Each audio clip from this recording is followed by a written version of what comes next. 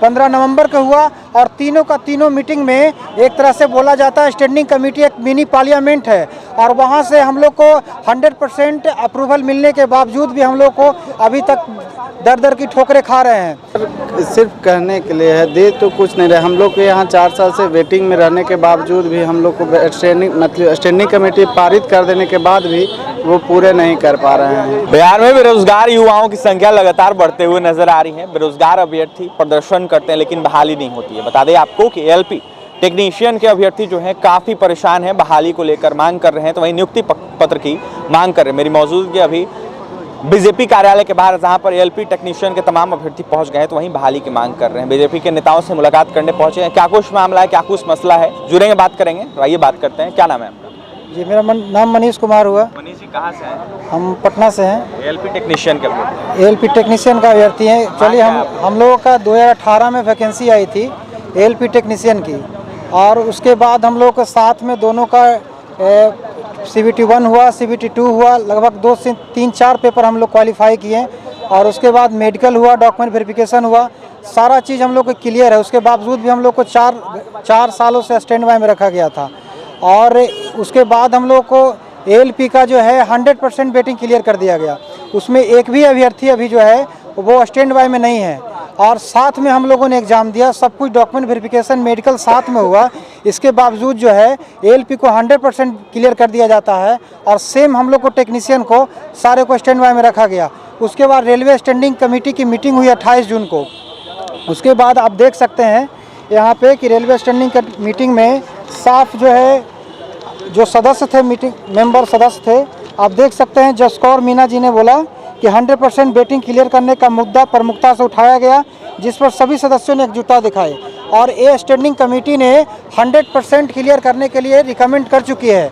और ये मीटिंग एक बार नहीं, मीटिंग हम लोगों का 2-2, 3-3 बार हुआ। 28 जून को हुआ, 20 अक्टूबर को हुआ, 15 नवंबर को हुआ और तीनों का तीनों मीटिंग में एक तरह से बोला जाता है स्टैंडिंग कमेटी एक मिनी पार्लियामेंट है और वहाँ से हम लोग को 100% अप्रूवल मिलने के बावजूद भी हम लोग को अभी तक दर दर की ठोकरें खा रहे हैं।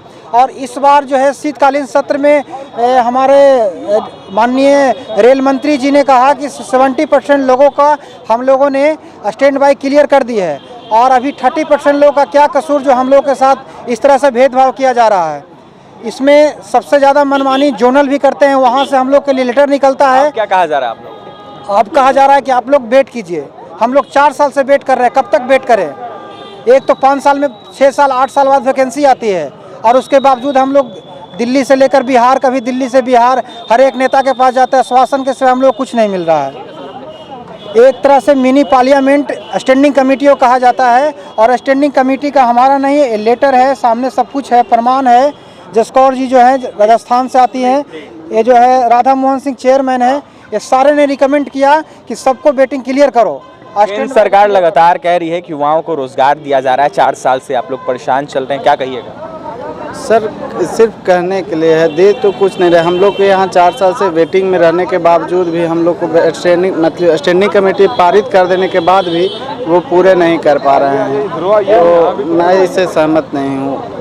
क्या कुछ कहिएगा? बीजेपी कार्यालय पहुंच गए। हम लोग तो यही आज से पहुंचे हैं कि यहाँ पर हम लोग भाजपा अध्यक्ष जो हैं, प्रदेश अध्यक्ष, उनसे मिलने आए हैं कि हम लोग के ये जो 4 साल से इंतजार कर रहे हैं उसका निपटारा जल्दी हो, हम लोग के जल्दी से ये कुछ और नोटिस निकल जाए 100% का कि हम लोग का ज्वाइनिंग हो जाए जल्दी से।